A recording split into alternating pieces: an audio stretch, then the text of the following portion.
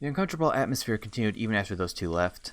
It was thick with the idea that simply thinking about the culprit's identity would be the same as deciding whom to suspect.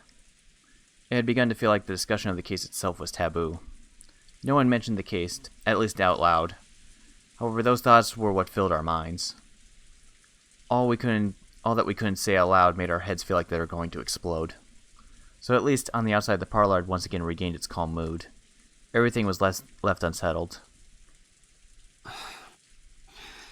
少しだけ雨足が弱まった気がするね。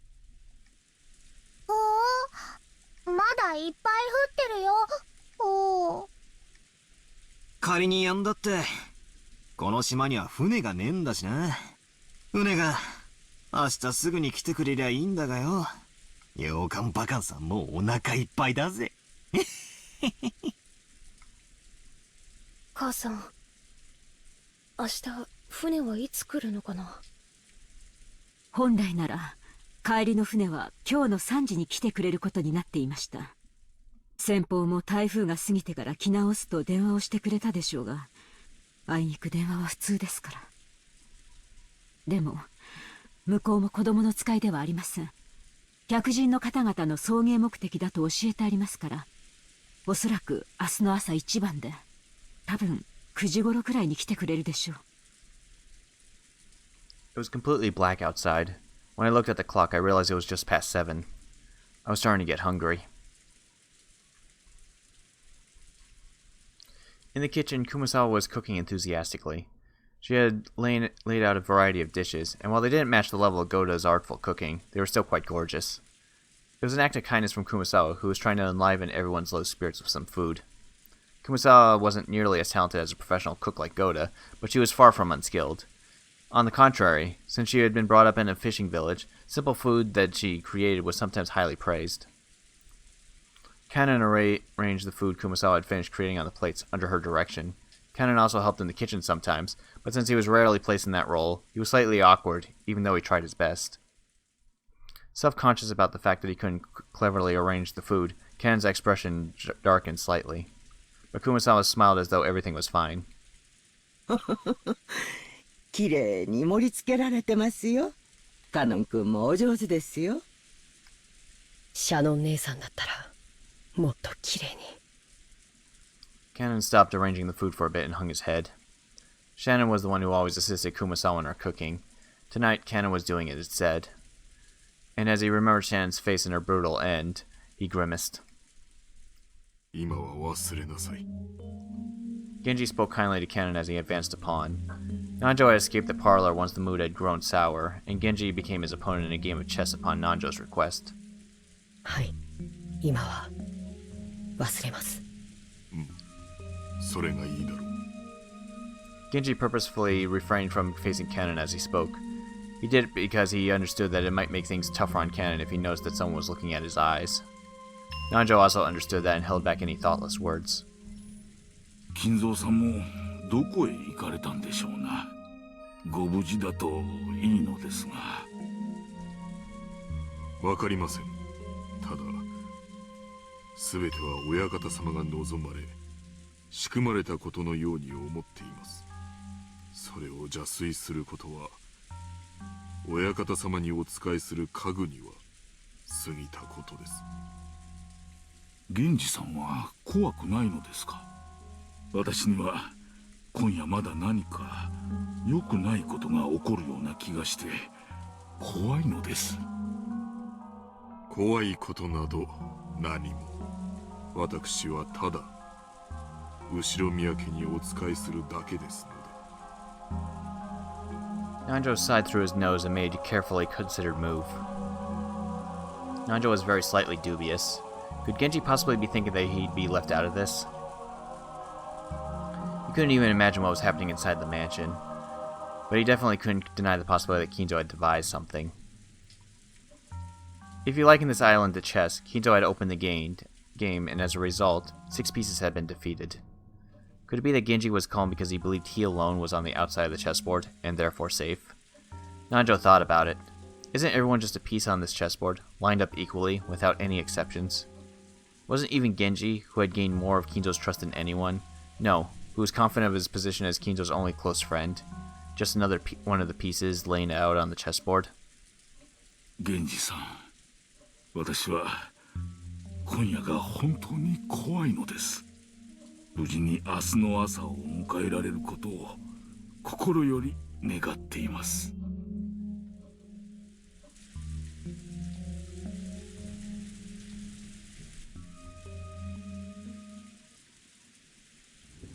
The guest room Eva and Hideyoshi moved into had originally been built to house guests before the guest house construction. So until a few years ago, they had stayed in these rooms every family conference and were very familiar with them.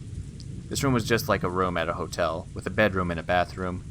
So though they were still shut in, it was far more comfortable than the parlor. やっぱり家族だけだとリラックスできるな。他のみんなも客室にこもって鍵をかけてりゃええんや。夏日姉さんが客間を出るなって威張り散らしてるんだもん。誰も口答えなんてできないでしょ。あの人ずーっと冷や飯を食ってきたから兄さんが死んでやっと天下が来たって張り切ってんのよ。まったくずうずうしいったらあるしな。まあそう言うな。夏日さんもあれで結構頑張っとるんやで。お前もそう突っかからんでもええやないか。さっきのレシートの件もあそこまでは言い過ぎやで。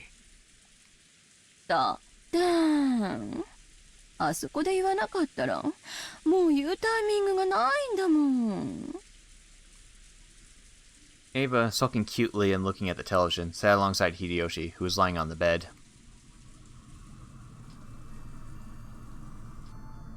でも、こうして二人きりになるのはずいぶん久しぶりよね。そうやな。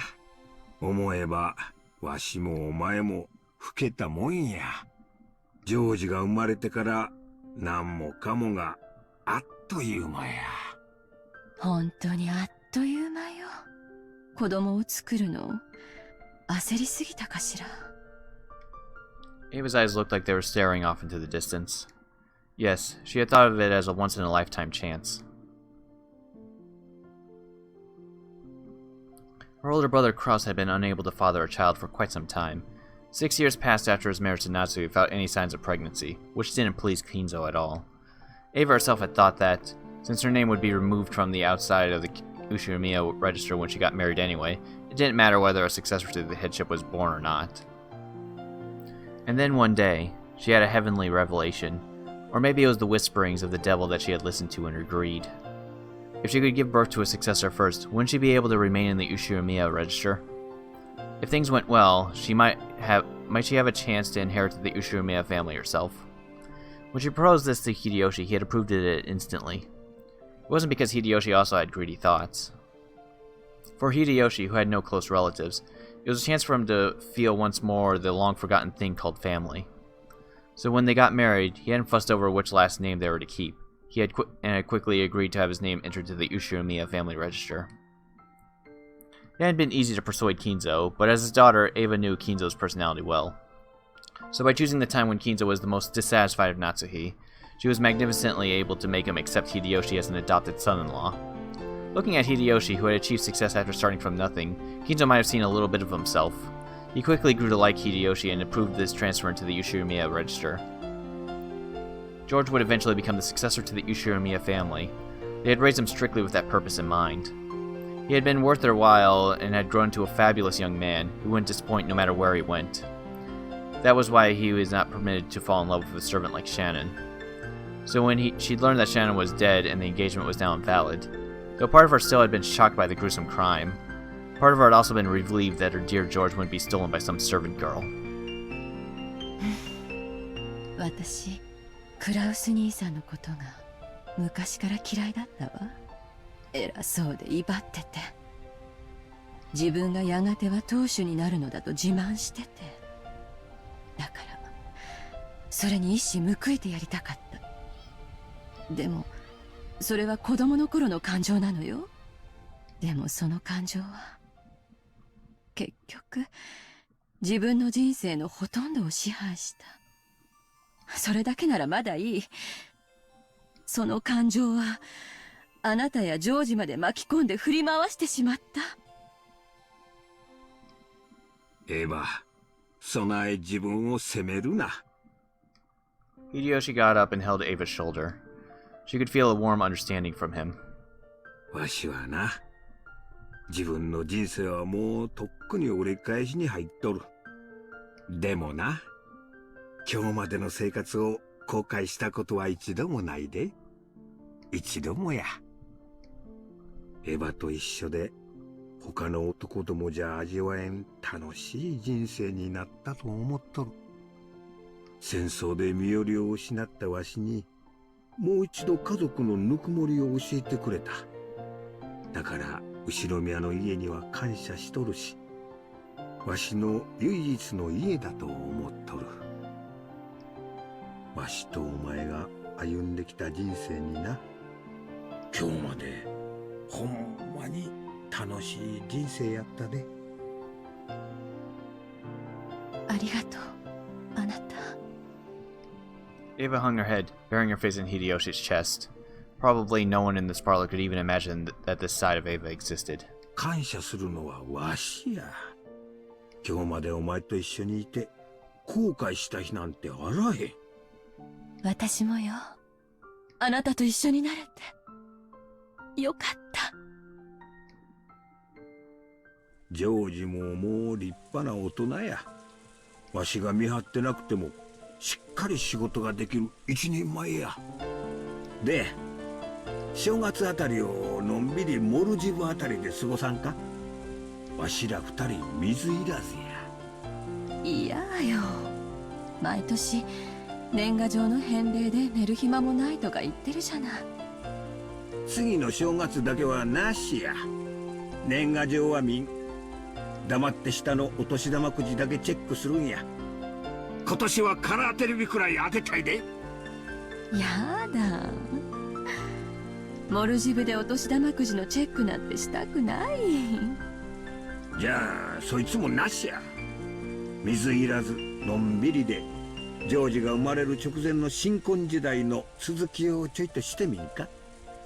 うん、それならいいわね。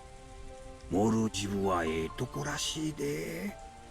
なんもない島に美しいサンゴ礁と水上コテージが並んでてな。新婚時代の続きっていつからなの？仕事納めしたらすぐや。旅行店に聞いてみんとわからんが、多分大晦日前には。いや、今すぐが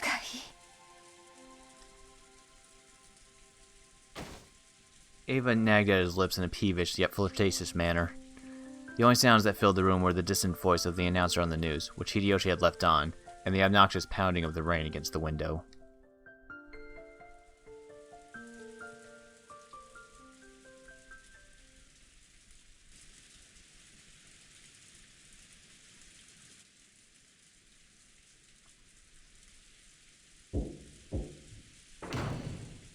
There was a knock at the door and Genji-san entered. 奥様、お夕食の準備が整いました。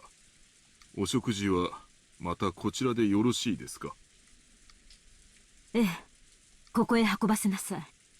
南條先生はまだ厨房にいるのですか？はい。次の一手を熟考したいとおっしゃっております。ご安心を。他の使用人たちとご一緒です。源氏さんはじい様の相手ができるくらいチェスが強いもんな。南條先生よりも強いらしいぜ。そうなんだ。昔相手をしてもらったことがあるけど、あれは勝たせてくれたのかな。マリア、もうすぐ飯だそうだぜ。しかしよく一日中テレビを見ていて飽きねえな。うん、いつもテレビいっぱい見てるから平気。うん。マリアちゃんはテレビっ子なんだね。食事だから机の上を片付けないとダメだぜ。Earlier we had torn several pages out of Maria's notebook, and There was now a mess where everyone had been drawing together. Jessica began cleaning that up quickly. Still, everyone here really can draw. I'd never guessed. 源氏、エヴァさんたちにもせめて食事くらい一緒にしないかとお声をかけなさい。どうせ断るでしょうが。かしこまりました。お父様の次はエヴァさんですか。つくづく後宮家の食卓には全員が揃いませんね。That's when we felt our headache start throbbing again and lightly held our temples.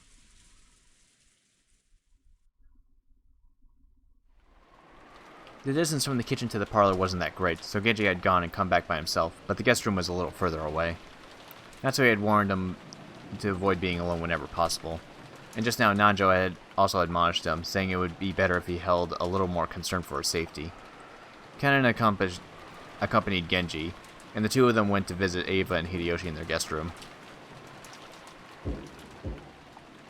Genji knocked on the door.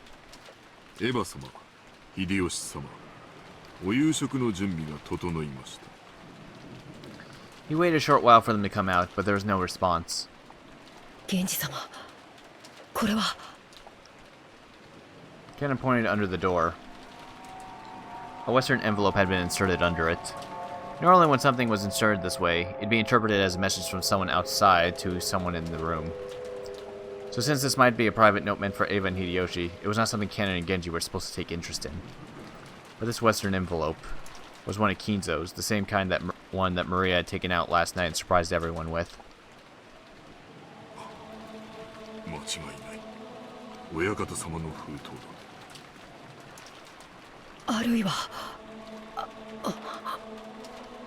Even though this was one of Kinzo's envelopes, the letter Maria read out loud the previous night hadn't come from Kinzo. Genji continued knocking a little harder and called out in a loud voice. Eva-sama! Eva-sama! Genji でございます。いらっしゃいますか？お返事をお願いいたします。Eva-sama! But there was no response from the inside. Sometimes when servants went to call on guests for meals, the guests would be sleeping so deeply they wouldn't wake up. In times like that, the servants would stick a letter in the door to show that it was time to come out and leave the guests be. But despite that, Genji beat even harder on the door and called out Ava's name. However, there was no answer. Kennen stuck his ear up to the door and held his breath and listened for any sounds coming from inside. テレビの音らしきものが。でも気配が感じられません。お部屋は空っぽかも。Genji took out a handkerchief and, careful not to touch it with his bare hands, gently pulled out the envelope that had been stuck under the door. It was sealed with a deep red sealing wax. Without a doubt, the mark on that sealing wax had come from the Ushirimiya family's head's ring. Eva-sama! Eva-sama! どうかお返事を！もうお部屋にはいらっしゃいませんか？ But there was still no answer. There was a chance that those two aimlessly walking around the mansion. This was the home Ava had grown up in. There was plenty of reason to think that she had gone out on a casual stroll. Genji groped around in his pocket and pulled out a bundle of keys, which contained the key that would open the guest room. 源氏様。 Kennen also understood what this meant. They would sometimes unlock the door so they can go in and do things like make the beds, but only after they made sure the guests were out. To unlock the door for any other reason, and especially to do so when there was a chance that the guests hadn't given permission and might still be in there, was an action unbecoming of a servant. But Genji had decided.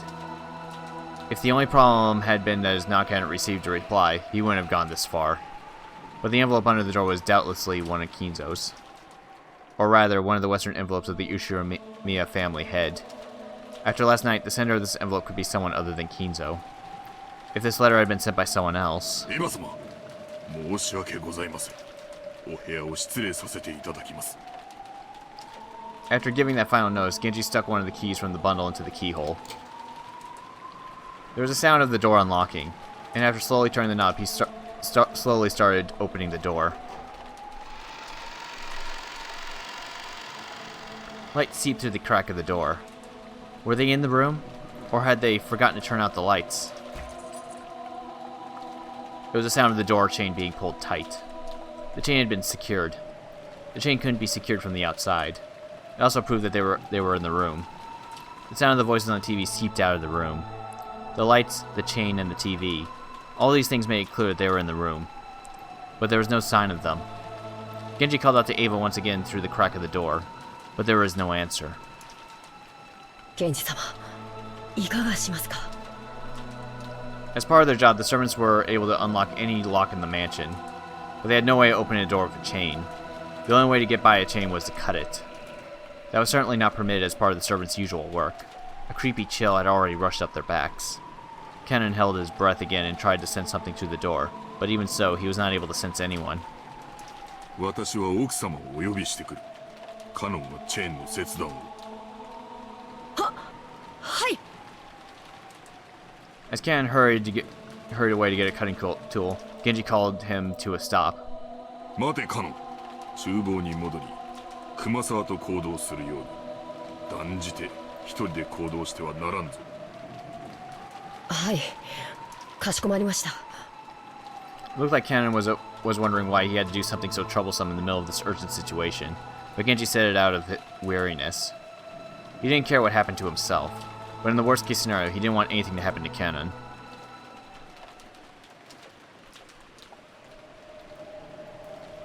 In the kitchen, Kumasawa was piling food on the serving cart, and Najo was waiting for Genji, apparently wanting to show him a move he'd finally thought up that might turn the tables on him. But Genji's appearance immediately told him that something was wrong. おや、どうしましたか、源氏さん。南條先生、申し訳ありませんが、この勝負は一度中断させてください。カノンはチェーンを頼む。熊沢、食事の配膳は一時中断し、カノンと同行するように。私は奥様のところへ行く。南條先生もご一緒に。何かあったんですかな。 Genji took Najo, who still didn't know what was going on, and quickly left the kitchen.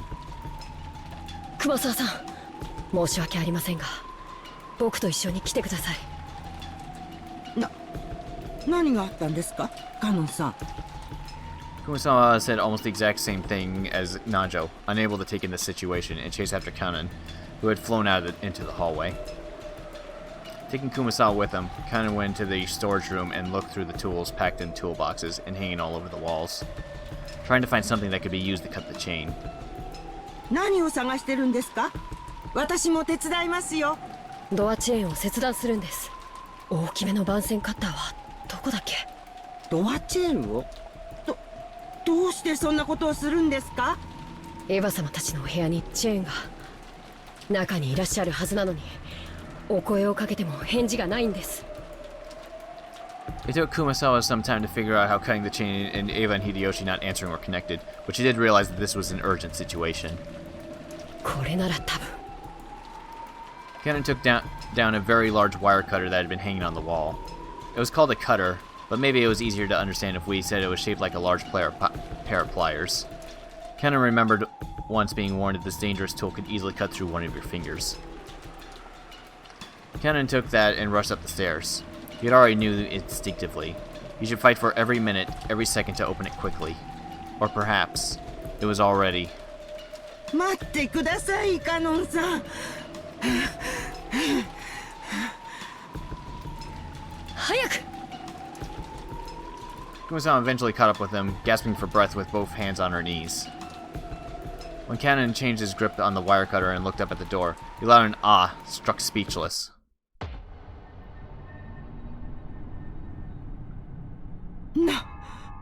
なんですかこれは。Kumasawa screamed weakly, her face pallid.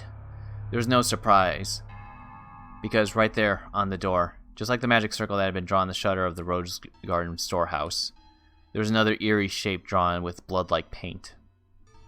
However, it would be odd to call this one a magic circle, because unlike what most people would expect, it wasn't a circle with shapes drawn inside it, but a slightly more complicated geometrical shape. However, those strange characters filling the gaps which weren't from the alphabet were the same kind as the ones used in the magic circle in the shutter. But the thing that had Kanon struck speechless wasn't how eerie the magic circle was. It was that something like this hadn't been there a short while ago. First, he had taken a trip back to the kitchen. After that, he had gone to the storage room to grab a tool and headed right back. Put those together, and it couldn't have been more than 5 minutes. How could someone add something this creepy during that time period? And as though it had just been drawn, almost as if the door itself was bleeding. Several unsettling vertical lines slowly dripped down, getting longer and longer.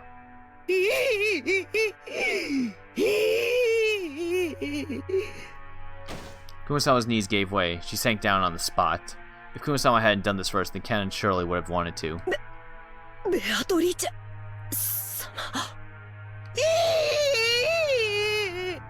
ベアトリーチェ様の仕業ですよ。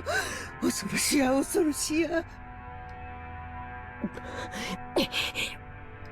Canon gulped, then raided the wired cutter and approached the door. He didn't want to get close to this disturbing magic circle, and he really didn't want to touch the steadily dripping substance that looked like blood. But if he didn't get close, he wouldn't be able to cut the chain. Fighting this cold feeling, he gulped again, and after gathering his courage, he went even closer, putting the wire cutter up against the chain. He then pressed it with all his strength, managing to cut through the chain far more easily than he anticipated. The cut chain fell into two separate parts, which continued to clang as they swayed back and forth. カノンさん、足元に封筒が。しかもこれは親方様のもの。 It looked like Kumasawa had also noticed the western envelope at the bottom of the door, and that the sealing wax had been sealed with the head's ring. Kennen hesitated for just a second whether he should open the letter first or check inside the room, but he eventually decided on fulfilling his original purpose. Kennen pulled a handkerchief out of his pocket. This was so he wouldn't leave fingerprints on the door. If his worst fears were realized, the police would want to investigate the room too. He slowly pushed the door open. He was able to more clearly hear the sound of the television, which had been seeping out faintly this whole time. エヴァ様。 Ava was lying face up on the bed with her shoes still on. Kumasawa, who had fearfully entered after Kennen, who was hiding behind his back, screamed a short eek again when she saw Ava like that. Ava's shoes had been the first part of her that Kennen had seen, so the oddness of wearing shoes in bed was the first thing to strike him. But when Ava's head shifted into his line of sight, Kennen couldn't help but let out a short scream like Kumasawa. Right in the middle of Ava's forehead, something had been placed? Something was growing there? No. Right in the center of her forehead. Was it an old-fashioned knife? That or some weapon like it was sticking out?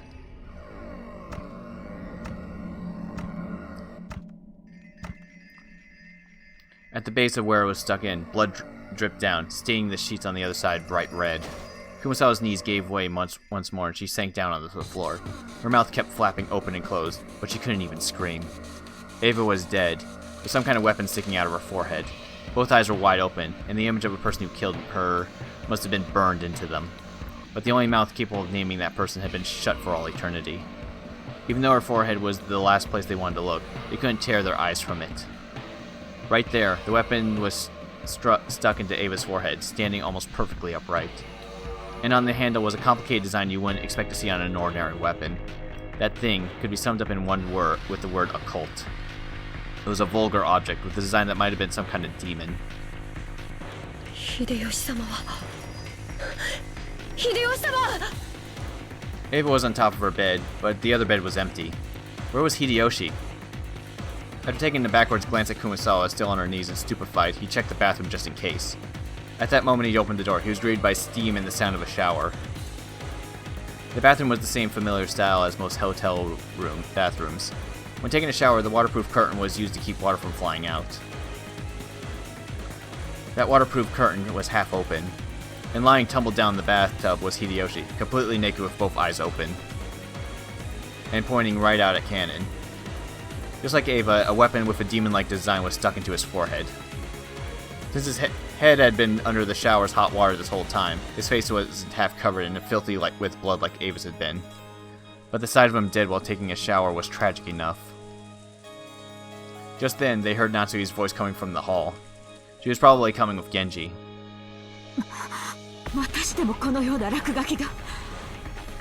この手紙は中には何と。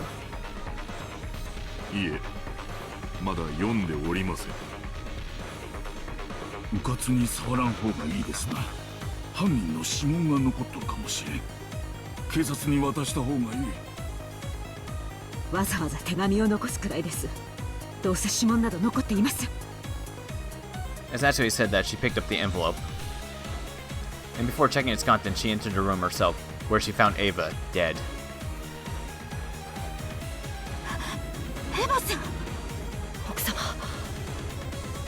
こちらには秀吉様も。これはむごいですな。カノン、シャワーを止めてあげなさい。気の毒にも程があります。はい。 Cannon gripped the handkerchief and twisted the valve, turning off the shower. In the bathtub, a small jar of body soap had fallen with its cap off. It really looked like he had been attacked while taking a shower. There was still a small splash of blood clinging to the white bathtub, and the combination of red and white made a horrible contrast. わかった。市販は出とらん。死後硬直も始まっとらん。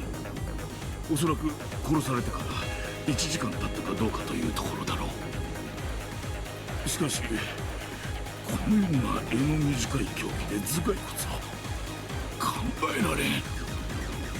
Nitro checked their pulse and their pupils, making certain of their deaths once more. As Cannon watched this business-like treatment, he thought, couldn't you tell at a glance they're dead without doing all that? Nitro thought about removing the weapon, then decided it'd be better to preserve the scene and hand it over to the police, so he left it alone. But a close inspection of the base showed that it didn't have a blade. In fact, it was more conical than a blade-shaped. He noticed that, rather than a knife, it was more like a short-handled handed spear. Something with a shape better suited for thrusting than slicing. Rather than a short spear, you might call it a thick ice pick. At any rate, looking at this scene, no further words were needed to describe what sort of terrible purpose such eerily designed weapons were originally made for, nor was it necessary to explain how they carried out their function. Natsui, hoping to escape this repulsive steam filling the bathroom as soon as she could, covered her mouth with a handkerchief and dashed from the room. Just viewing their gruesome bodies for an instant had been enough to burn the image into her eyes. If she looked any longer, that image would surely remain in her vision for all eternity. The rising urge to vomit was exactly the same feeling she'd had that morning at the gardening storehouse. For a while, Natsui couldn't help but stand with her back facing the guest room, fighting that sickness in her stomach.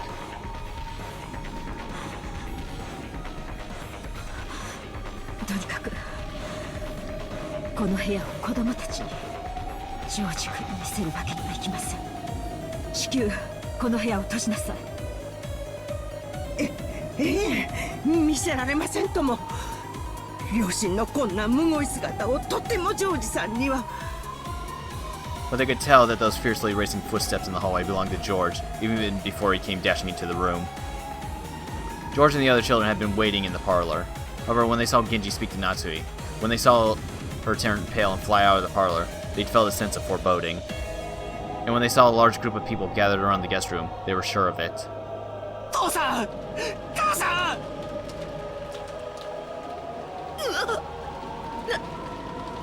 なんだよこれ。また魔法陣かよ。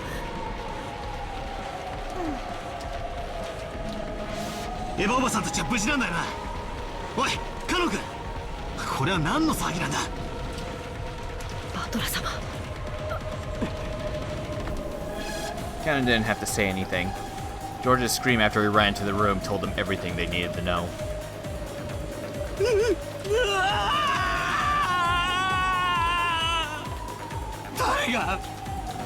誰がこんなことを。殺してやる！殺してやる！ジョージ君、しっかり。 Natsui touched George's shoulder with her hand, but he violently shook her off. George fell over beside Ava and buried his face in the bed in front of his mother's face, wailing. Then he pounded on the bed with his fist, over and over again. ジョージ兄さん、しっかり。バトラ様。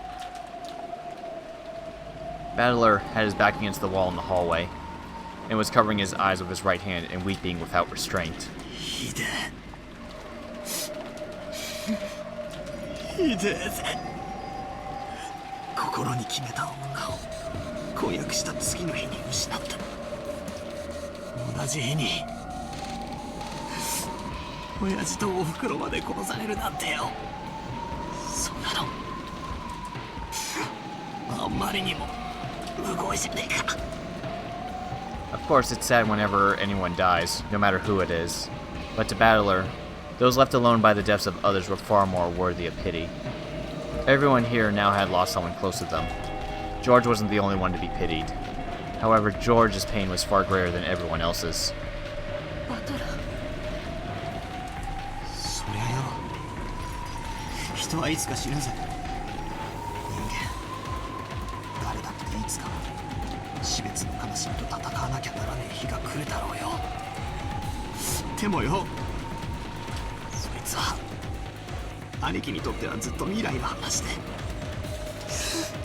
しかもそいつは一つずつ順番に訪れるべきもんじゃねえかよ。無すぎるぜ。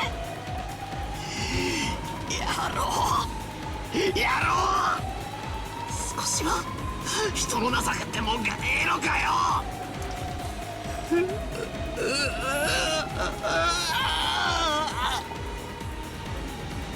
おう、バトラ、泣かない泣かない。 Maria tried to comfort Battler in a mechanical-sounding voice. Battler violently wiped his tears. ああ、くそ。もう流さねえぜ。悔し涙も悲しみの涙ももう二度と流さねえぜ。ああ、全然ダメだ。俺たちは魔女様に爪を食らってるわけだ。主勢一方ってわけだ。そりゃダメだぜ。全然ダメだ。チェス盤がひっくり返っちまうぜ。野郎は俺たち羊が明日まで逃げる手段もなく怯えてるだけだろうと思ってるだろうよ。だからひっくり返すぜ。明日までこの島から逃げられねえのは野郎も同じだ。しょんべんちびりそうになりながら逃げ隠れするのは俺たちじゃねえ。暴いてやるぜ、必ずな。明日までに。いや、明日なんか待たねえ。今夜だ。今夜中にその胸ぐらを掴み上げてやる。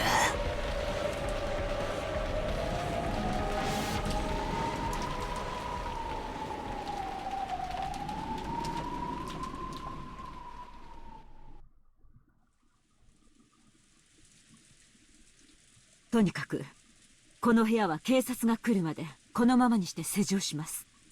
いいですね。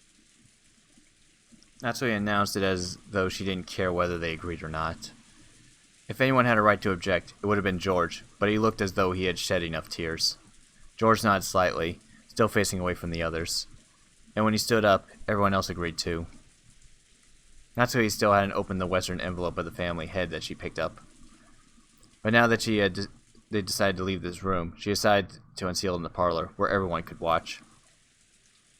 As soon as they walked into the hallway to head back to the parlor, some of them immediately felt something out of place, or maybe sensed something strange.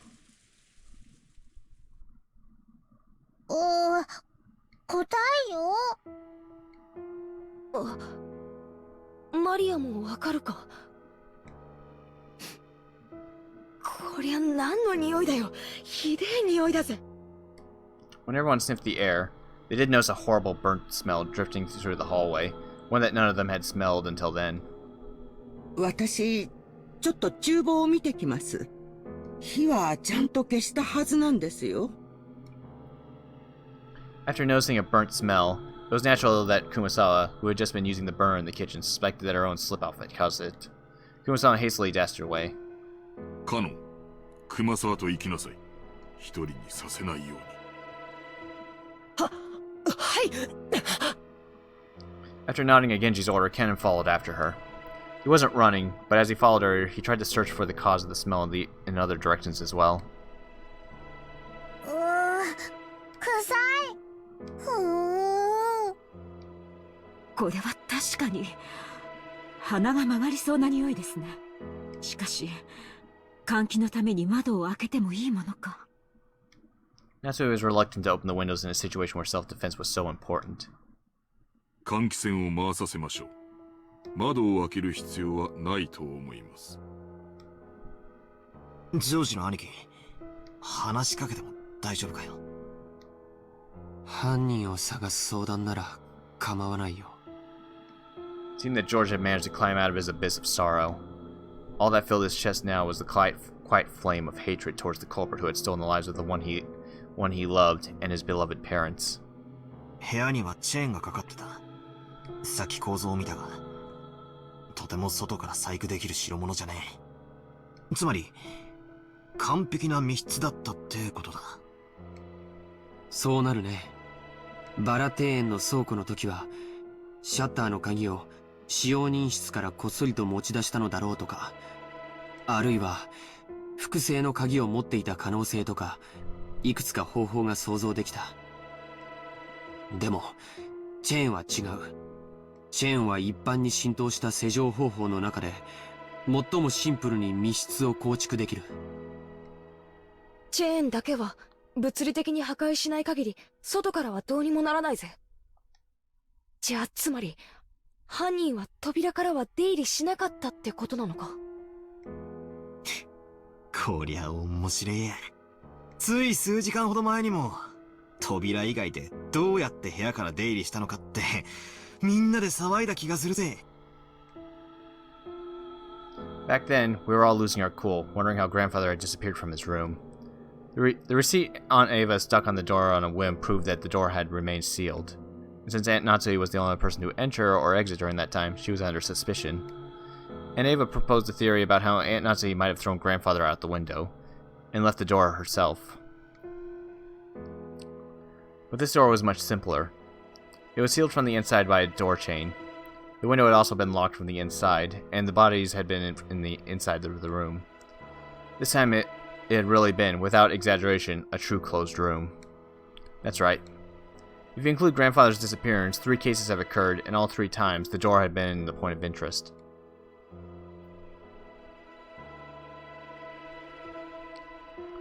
The first was the shutter. There was a key in the servant room, and if we assume someone knew about that, this can't really be called a closed room.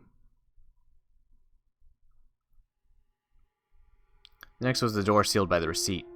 However, Aunt Natsui entered that room, so if grandfather had left through the window or had been thrown out, she would have been able to lock the window before escaping. Or like my theory, grandfather could have hidden it until the receipt was gone and left the room later. Basically, this door can be defeated with a handful of desperate tricks. In that sense, you can't really call this one a closed room either. And now we have the door sealed with the door chain. Finally, we have to give up. The window, the door, everything had been locked. It was a perfect closed room. The first hadn't been a closed room because everyone could be suspected. The second hadn't been a closed room because Aunt Natsui could be suspected. But this time, no one could be suspected. This was the perfect closed room because the door chain formed the seal that blocked everyone equally well. なら、犯人は室内に入らずに犯行に及んだ。部屋の外から何らかの方法で。確かにチェーンである以上、人が通れるほどは開けなくても多少の隙間を開けることができる。ノックして顔を覗かせたところを襲うとか。いや、甘いか。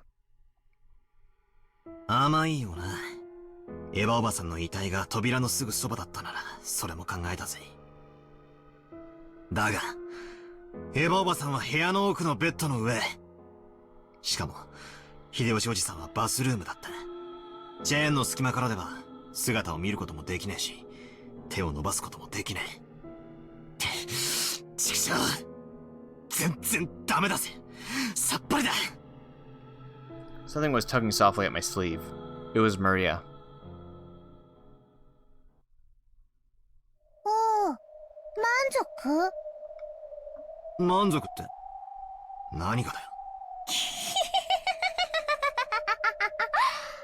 バトラは親族の誰かを疑うのが嫌だから、犯人はベアトリーチェであってほしいと願ったよ。だからベアトリーチェは叶えた。バトラが言った通り、絶対に人間には無理なことをして、バトラに魔女の存在を信じさせてくれた。なのにわがまま。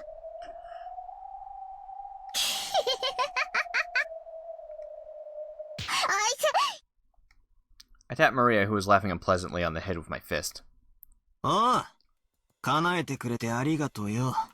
今のはその礼と、不謹慎な時に笑ったことへの教育的指導だ。それより教えやがれ。エヴァおばさんたちの部屋の扉にも、また怪しげな落書きがされていた。あれもまた魔法陣なのか。あれは特に覚えやすい特徴的な形なんだから、あのくらい知っててほしいね。あ、痛い。知らねえから花を持たせてやってんだ。ごちゃごちゃ言わねえで解説しろい。バトラは暴力的だね。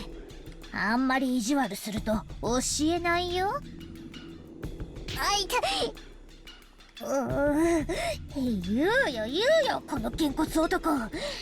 あれは月の1の魔法陣だよ。何の意味がある？その魔法陣のご利益は？書かれてるヘブライ語の意味は？記されているのは旧約聖書詩編第107編の16節。主は聖堂の扉を破り、鉄の栓抜きを打ち破ってくださいました。魔法陣の効用は2つ。1つはいかなる方法によって閉ざされた扉でも開くことができる。そりゃ便利な魔法だぜ。つまり魔法の力に頼らなきゃ開けぬ密室の扉っていう魔女様のアピールってわけか。もう一つの効用は、開かぬ扉を八方塞がりの事態に見立て扉を開く。難解な事態の時に用いることで、それまで思いつきもしなかった解決策を与えてくれるんだよ。平たく言うと、観察力や洞察力、ひらめきや直感を授けてくれるんだね。ベアトリーチェはバトラごとき人間風情に、この扉の開き方がわかるものかって挑発してるんだよ。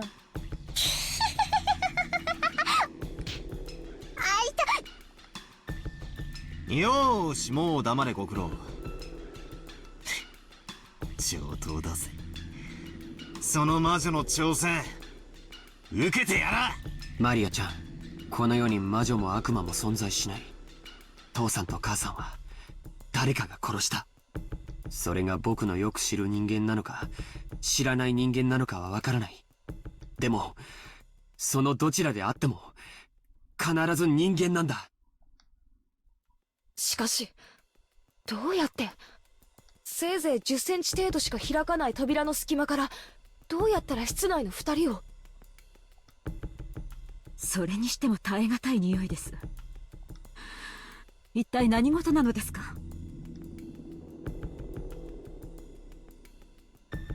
Kanon and Kumasawa, who had gone on ahead, realized the smell wasn't coming from the kitchen even before they arrived there. That was because they noticed an even thicker wave of stench rising up from the stairs leading to the basement, which they passed on their way to the kitchen. ボイラー室。またボイラーの調子が悪いんでしょうか。The stairs led to the underground boiler room. The mansion's boiler was old and in poor condition. Both of them had witnessed problems with the boiler on several occasions, but they'd never smelled the boiler bleaching out a stench like this before.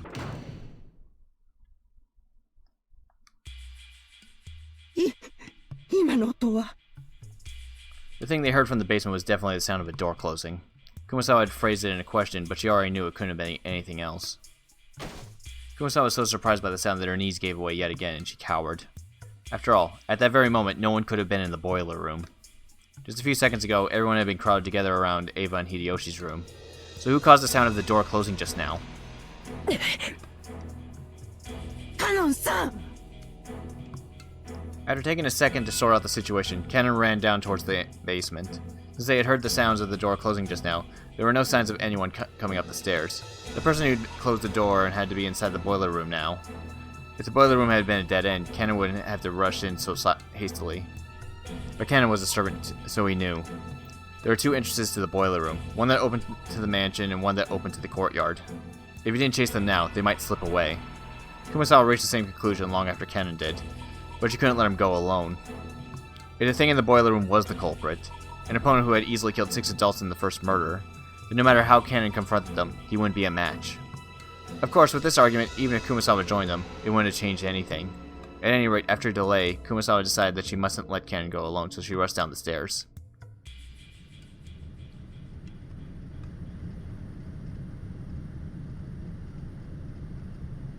At that time, Cannon had already been in the was already in the boiler room. The boiler room's characteristic damp heat tormented him. It had always been an unpleasantly smelly and hot place. On top of that, the room was full of that horrible stench, which made Cannon feel like he was going to be sick. There was no doubt that this room was the source. In that case, Cannon should have been searching for where the smell was coming from. However, Cannon kept gazing straight forward as he grabbed a hatchet from the tool shelf just off the side of the room door. He hadn't stretched out his hand because he wanted a hatchet. He wanted to grab a weapon. Any weapon. Why?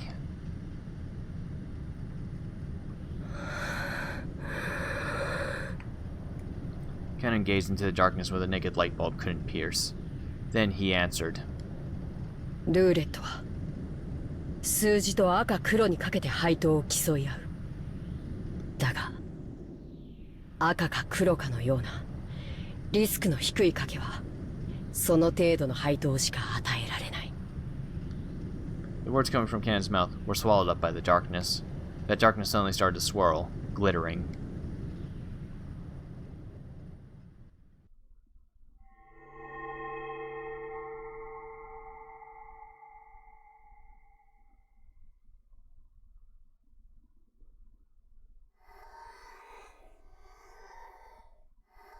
It was such a fantastical scene.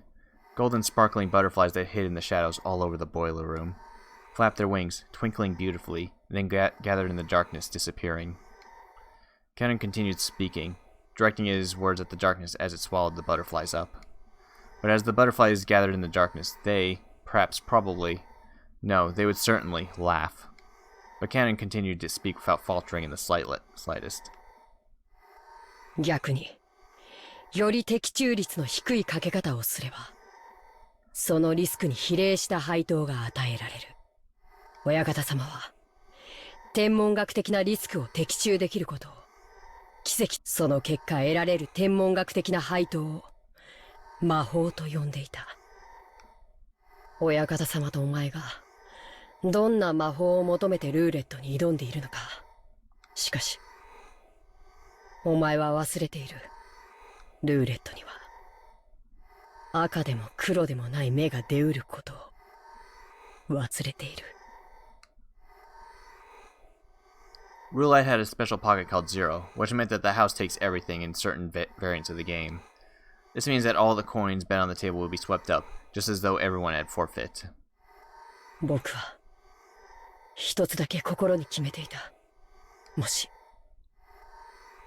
シャノンが殺されて僕が生き残るようなことがあったならこの身を投げ出してお前のルーレットを全て台無しにしてやろうと。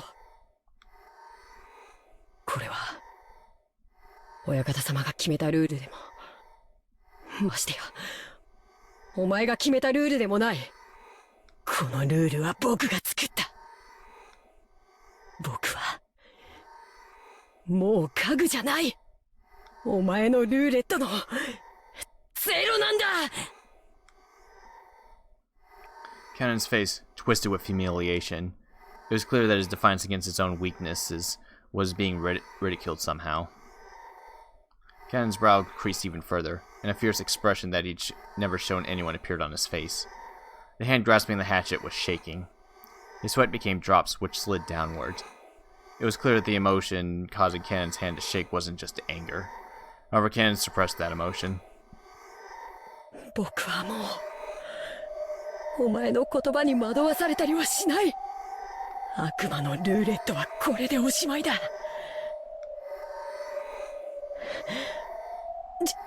地獄にてさらに1000年次の召喚者を待つがいい。ベアドリーチェ! When Cannon raised the hatchet and tried to dive into the darkness definitely sneered. It sneered at that courage as if they were vulgar, lazy, futile, and meaningless.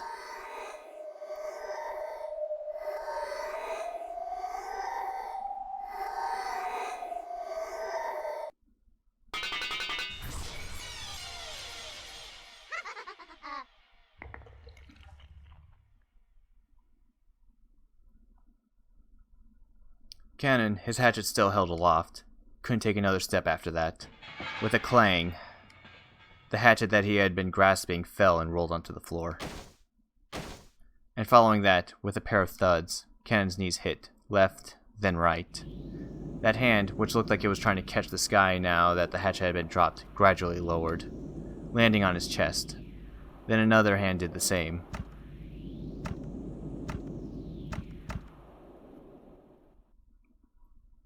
Right there, a handle with a demon-shaped design was buried into his chest.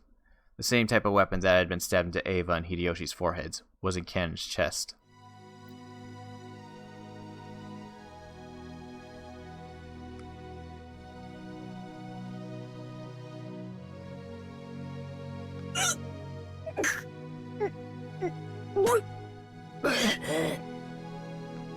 Cannon was curled up in anguish, fresh blood dribbling from the corner of his mouth. It was makeup too extreme for Cannon's white skin.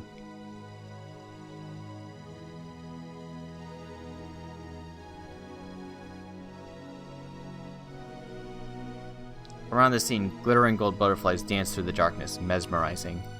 It was a beautiful, beautiful dance, a funeral march of tribute, ridicule, and contempt for a single boy's self-sacrifice. Cannon had already been prepared for his own death. But although he could do nothing but accept the death that he had received, he attempted one last measure of resistance. He grasped the handle of the weapon, sticking it into his chest with both hands, and gritting his teeth with an acute, unearthly pain, he pulled it out.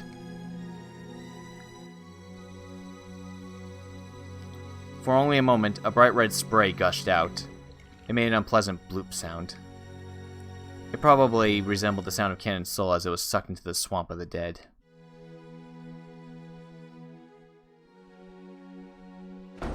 Canon-san?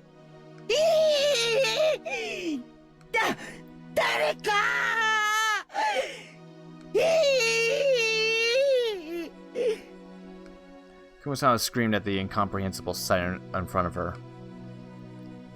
Cannon was lying in a pool of blood. Kumasawa's heart was a complete mess. Ah, what a horrible fate. He wouldn't have been killed if I had just been with him. Ah, what incredible luck. If I had been with him, I might have been killed too. As she screamed, her expression was filled with complete confusion, and all the muscles of her face were pulled up, almost as though they were smiling while crying. But no one could have made fun of an expression like this.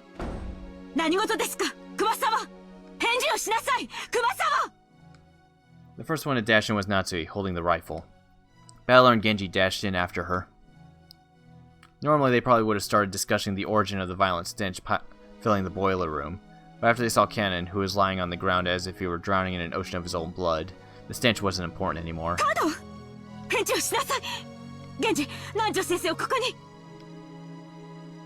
Natsui realized that even though Cannon was on the verge of death, he was still conscious, so she sent Genji to get the doctor. Natsui, holding the rifle aloft, faced the darkness in the center of the boiler room and shouted,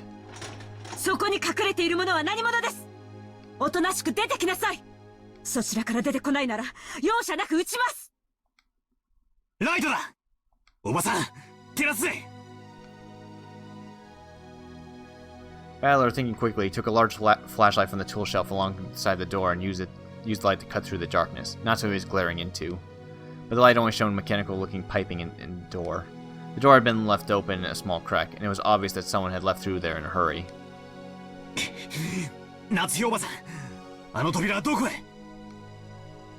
Genji, あの扉はどこに通じているのですか? 中庭です。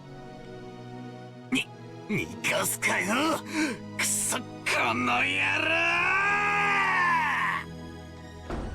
Battler let out a war cry as he slammed it to the door. Cool air from the outside suddenly rushed in. There were some thin, rough stairs leading up. Battler ran up them, shouting. Natsui was also rushing up the stairs, chasing after Battler. They were in the courtyard. The courtyard of the mansion had been built strictly for lighting purposes, so it wasn't a very elegant place. Because it was surrounded on all sides, the air was calm and completely undisturbed, even though they could hear the sound of strong winds. There was only the gentle, sorrowful rain. As he ran through the cold and scattered raindrops, dashing up the stairs to the courtyard, Battler looked in every direction. Of course, the odds of him finding a suspicious silhouette just standing around nonchalantly was pretty much zero. Battler spun, looking all around. He turned again and again. He kept spinning until he almost lost his sense of direction. He prayed that he would see the culprit somewhere in the scenery, but there was no chance. All he saw as he spun was more and more of the mansion's heartless walls and windows. Furthermore, there were 2 entrances into the mansion from the courtyard. Neither of them were locked. Because the courtyard couldn't be entered from the outside the mansion, the doors had been built without locks. He didn't know which ones they had left through. He had to give up. Valor pounded the wall with his fist, swearing. バトラク、一人で先走ってはダメです。バトラク。 Valor pressed his forehead against the wall, which he scratched at with his fingernails as he cried. 畜生畜生畜生エヴァおばさんに秀吉おじさん、さらにカノン君かよ。6人も殺しやがった。飽き足らずさらに3人も殺しやがった。ふざけるなふざけるな。エヴァおばさんも秀吉おじさんも昔からいつも優しくしてくれる愉快なおばさんたちだったじゃねえかよ。カノン君とは昨日会ったばかりだが、きっとこれから仲良くなれたと思うぜ。なんで殺したんだ。どうして人ってのはな、殺しちまったらな、二度と生き返らねえんだぞ。タケノコみてえにひょいひょい生えてきちゃ来ねえんだぞ。どうして殺すんだよ。どうして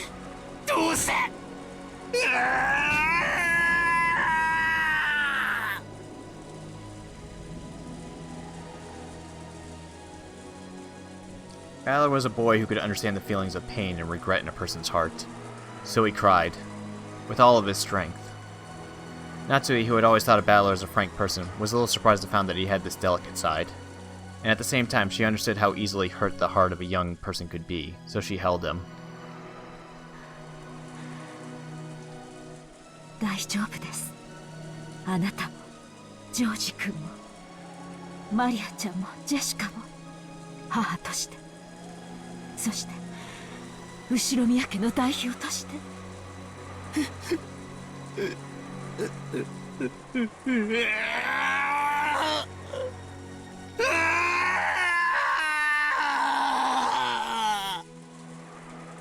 Valor, after sobbing into Natsui's chest for a while, wiped his tears with a bitter smile, as though he'd been like that the whole time, and tried to appear as if he cried more than enough already.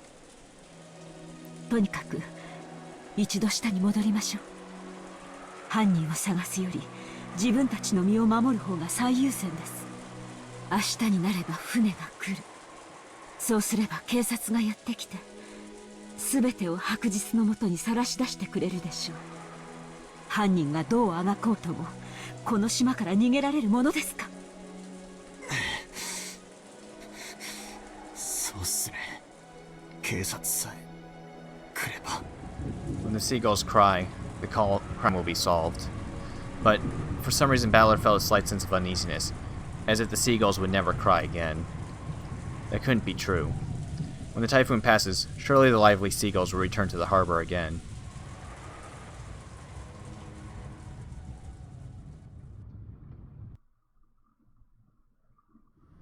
I returned to the boiler room along with Aunt Natsuhi and told everyone weakly that we hadn't found anything. We heard Dr. Nanjo and George Aniki had carried Kanen-kun to the servant room. The servant room had a first aid and sink, and could apparently function as a nurse's office. Kumasawa-san and Jessica had accompanied them. Stains from Kanen-kun's blood remained on the floor. Judging by the large amount of blood loss and the ruthless shape of the weapon that had fallen carelessly to the ground, I figured Dr. Nanjo's treatment would probably end in vain. That weapon was doubtlessly the same type that had been struck in Aunt Ava and Uncle Hideyoshi's foreheads. But wait, isn't the demonic design on the handle just a little different? There seemed to be some small differences in that part. Still, as far as the overall shape was concerned, the weapons were all the same type. Though it seemed brutal, we had left the weapons stuck in Aunt Ava and Uncle Hideyoshi to preserve the crime scene, so this was the first time we were able to have a perfect view of the entire weapon. As we had expected, the weapon was not bladed like a knife, but shaped like an ice pick. Or rather, a thin stake. And it had a spiral-shaped pattern, sort of like a drill. It looked like something that might be driven into the hearts of human sacrifices in some demonic ritual. Including the handle, it was 25 centimeters long. Half of that was the stake-shaped part, which was stained deep red with deep red blood. The length of the blood-stained part made it clear just how deeply it must have penetrated into Kanekun-kun's chest. Aunt Natsui and the rest didn't even look at the weapon, and instead stood in front of the incinerator, where the horrible stench was emanating from. They must have dragged out that thing which had been burning in the furnace. It was still smoldering and kept sending out dense waves of awfully unpleasant smell. Genji-san and Maria stared down at it, and Natsui probably couldn't stand to look directly at it. She kept shaking her back to it. I thought nothing could surprise me after everything that's happened, but this is... I stood there for a while, moaning, with a rising urge to vomit. The true source of that unearthly stench was a scorched corpse that had been cooking inside the incinerator. The clothes, the surface of the body, the hair were all hideously burned. The grotesque corpse was in a state where not the face, nor the age, nor even the gender could be guessed at. But when I thought about it calmly, I realized that a corpse appearing at this time could only be one person. It was grandfather, who had disappeared that morning, and whose whereabouts had been unknown. おそらく親方様だと思います。私も同感です。このようなお姿でお亡くなりになるとは。おいたわしや。でもこの死体本当にじい様だって保証はあるんすか？こうも黒焦げじゃ性別さえも想像つかないってのに。バトラ君、足をご覧なさい。Aunt Natsui, with her handkerchief over her mouth and her eyes averted, pointed and told me to look at the burnt corpse's feet. 両足の指が6本あるのがお分かりになりませんか？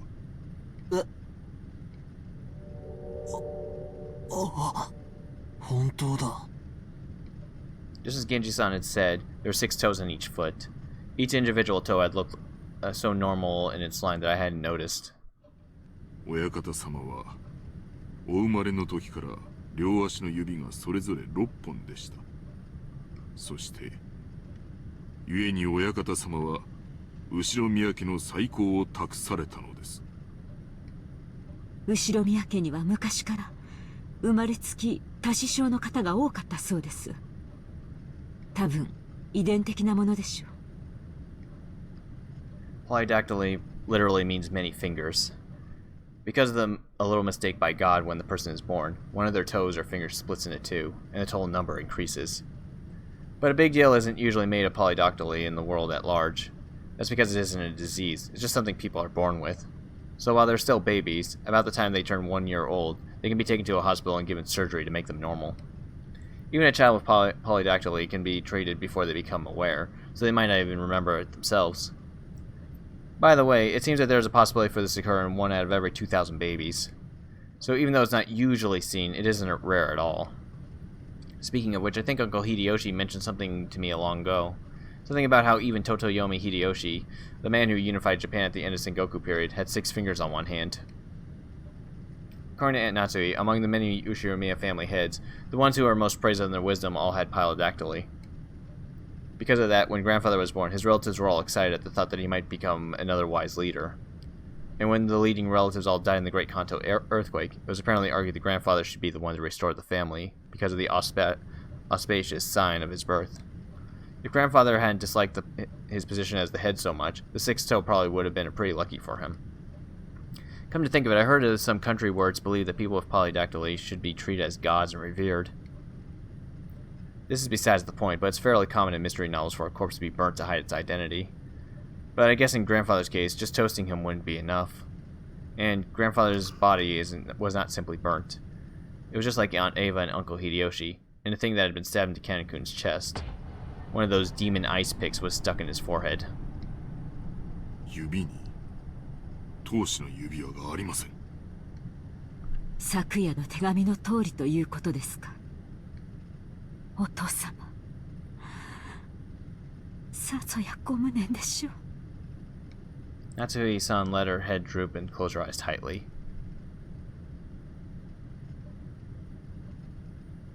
This room had also become a vital crime scene for us to hand over to the police. It was decided that we would leave Grandfather's corpse here and lock the room, sealing it. It isn't clear when Grandfather's corpse started burning in the incinerator. Since, according to Genji, the strength of the flames hadn't been that strong, the body must have started burning a long time ago. That stench could slowly creep out of the furnace and fill the room bit by bit, eventually pouring out and climbing up the staircase. Putting aside whether he was rare or well done, Grandfather had been brought out, killed, and burned, even though he had started out locked away in a closed room created by his autolock. There's probably no doubting this. However, according to Genji-san, the boiler room is usually locked. The possibility that someone outside our group snuck in and committed the crime was overwhelmingly high, and there was also a good chance that this person was walking around with something like a master key. After all, the doors and windows throughout the mansion had been checked, but despite that, the culprit had been able to strut around the mansion freely. Does this crime confirm the 19th person exists? There's still that contradiction, since they're trying to tout their existence without ever showing themselves once. Along with Kiryu-san's chessboard theory, I've been using this contradiction to deny the existence of a 19th person. By spinning the chessboard around once more, the very fact that the crime makes it perfectly obvious that a 19th person exists means that the existence of the 19th person is even less plausible. As long as the 19th person doesn't show themselves in front of us. If the culprit could get Grandfather out through the door sealed by the receipt, if they could kill Aunt Eva and Uncle Hideyoshi from the other side of the door sealed by a chain, then they could possibly go so far to create a fictional 19th person through strange tricks and devices. If we still wanted to believe that the culprit is among the 18, then the list of suspects has grown very short. The four of us kids, Aunt Natsuhi, Genji-san, Kumasawa Bachan, and Dr. Nanjo. One of these people has to be the culprit. Wait, we can't be sure of that. Just a second ago we started doubting whether the corpse here was actually Grandfather's, right? Maybe we can think of the other bodies in the same way. For example, the first 6 all had their faces horribly smashed. Some of the bodies had kept enough of their faces for us to confirm who they were, but that old bastard, for example, he had lost his entire face as though the whole thing had been neatly peeled off. If we only figured out which body was which by their clothes and surroundings. Did the culprit prepare fake bodies beforehand and alter it to make it look like they died, even though they were actually hiding somewhere after committing the crime? It may sound ridiculous, but it wouldn't be an impossible trick to pull off. It's too early to give in to this 19th person. No, this witch.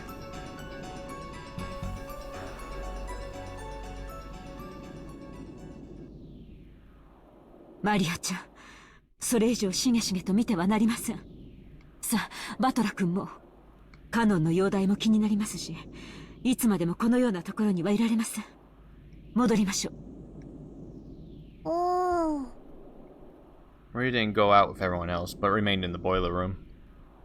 The thing she was stared so fixedly probably wasn't Grandfather's body, but the demon's ice pick sticking out of his forehead. It was probably the sort of item that an enthusiast couldn't bear to ignore. I tapped her on the head. おい、マリア。ベアトリーチェの目的は何なんだ？俺たち全員の命か？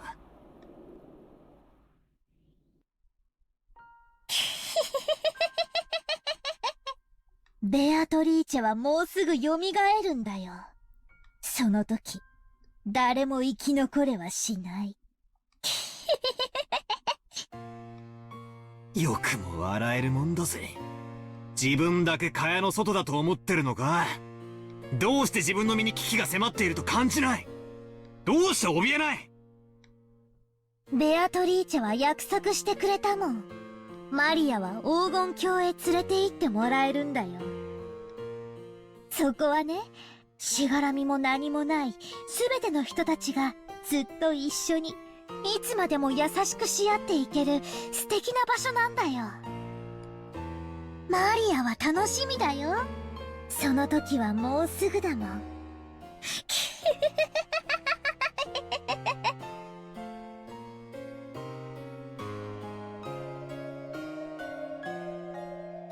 Just what kind of person is Maria?